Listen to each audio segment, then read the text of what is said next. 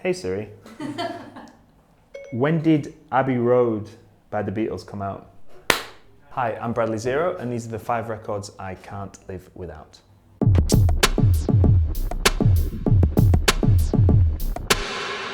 So the first record I chose is the first record in the rhythm section Story, which is Rye Lane Volume 1 by Al Dobson Jr. It's always going to be a special album because it was the first one that we released, and we chose the final 11 songs from a collection of about 150. I couldn't live without it for many reasons, but one being that this is the release that essentially sparked my career as a label boss.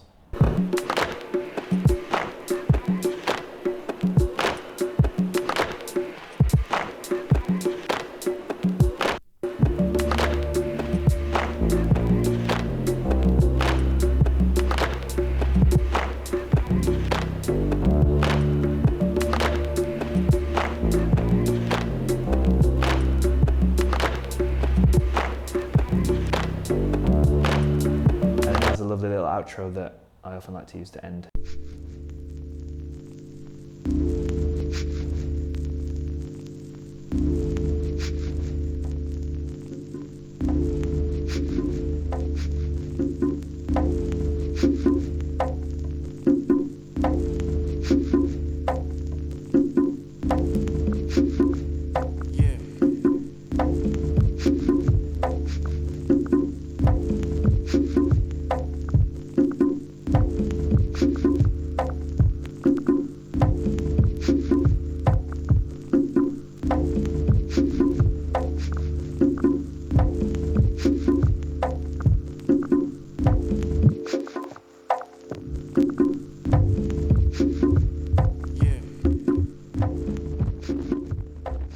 And perhaps interesting fact is that we only really made this design for this record, and it just kind of felt right, so we stuck with it. I designed this bit, but the whole thing was put together by Jack Judson from Penn Street Steppers, Jack J.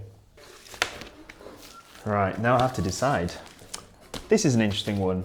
A very early record from Maurice Fulton, a remix of Brandy If Grey, and the track is called Bones, and it's the vibe mix. It's that perfect kind of transition record from the party starting to the party getting in full swing.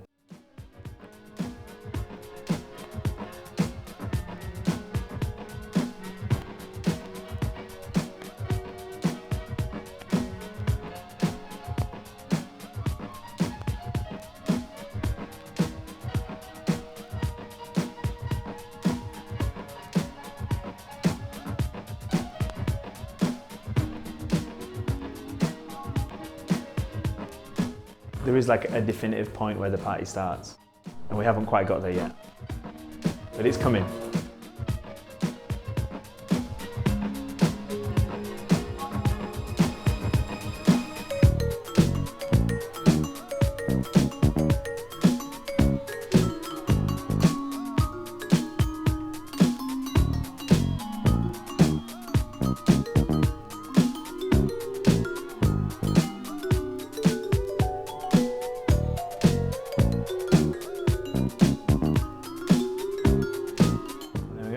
And that's why it's called Vibe Mix, Vibraphones.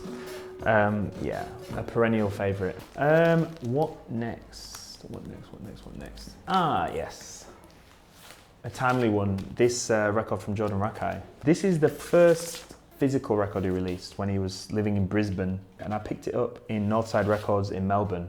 And I had a quick listen. It was a thumbs up, brought it back home, and just left it for months. But when I finally sat down and listened to it, you just recognise that this is a cut above the rest, and there's just this star quality. And it was true. I mean, 6 years later, and he's touring the world, working with superstars, Grammy-nominated, kind of unstoppable force. Oh, and we're also doing a new record with him under his more dancey guys, Dan Kai. Care for you like you want me to. Like the one you see. Alright.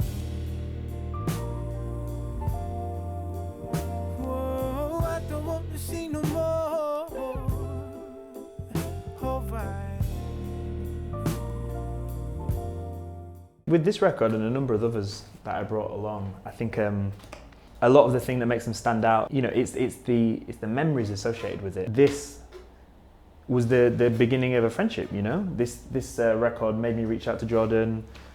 We became online buddies, and then he moved to London shortly after. He actually arrived New Year's Eve, and he came straight to rhythm section. Like, he got off the plane, went through customs, and came to the pool hall. Yeah. So a record that I could not live without is this one from Kyle Hall. The first one on Wild Oats, Works of Art. I was living with a guy from Detroit, Miles Mears. We were kind of both getting into record collecting and DJing and digging together. And he opened my eyes to just this whole scene of soulful, emotional, deep house music coming out of Detroit. When he put this out at the time, he was like 16, 17, and he just started to get a buzz around him, but he wasn't allowed to DJ in clubs in the US. He wasn't even old enough to kind of drink in the UK. This EP even just joined a lot of dots in between how music can be kind of dance floor focused, but still really tender and melancholy and emotionally connecting without necessarily having to say words. So yeah, Wild Oats 001 from Kyle Hall.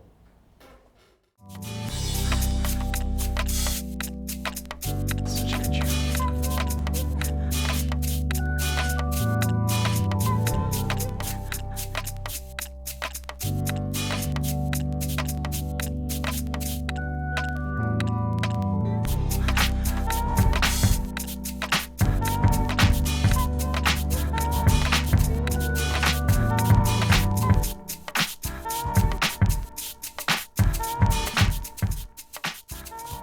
Discovering this and hearing the music of Kyle Hall also kind of pointed me back towards the forefathers of deep house music in Detroit, likes of Norm Talley, Mike Grant, Shake Shakir, Mike Huckabee, R.I.P. So yeah, a really incredible record, but also one that opened a lot of doors to more music. When I moved house, I had to get rid of a bunch of records because I just had less space.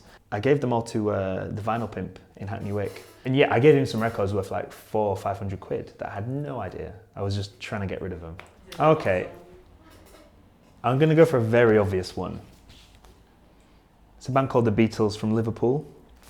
You might have heard of them. But this record, I mean, it's one of those records that we've probably all heard, but I urge everyone to just listen, like, find the right time, get the right speakers and listen to it all the way through, because it is just ridiculous. Just how forward thinking it is, the use of effects, the use of, like, you know, running tapes backwards to create like new layers of sounds, and stylistically, like, there's tracks on here, I Want You is heavy metal in 1969 or whenever it was that it came out.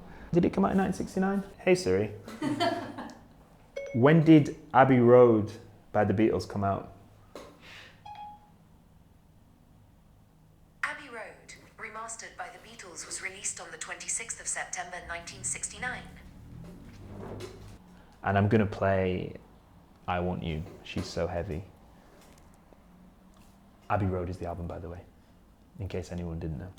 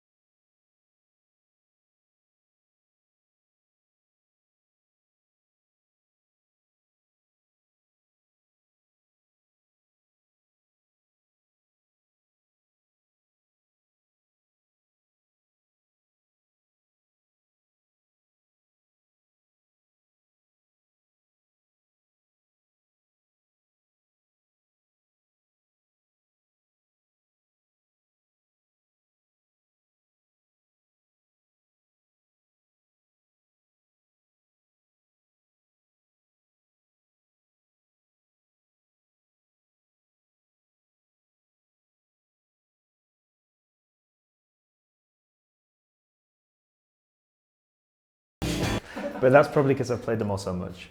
But yeah, that brings 5 records that I couldn't live without to a very fitting close. Bonus track by the Rebels. Again, this Chicago 1989, so I was 1 year old when this came out. This is just the sound of a party going off. It says it all in the title, House Nation Under a Groove, and it's just the feeling of being together under a groove. Also, anything with MIDI sax, I'm all about.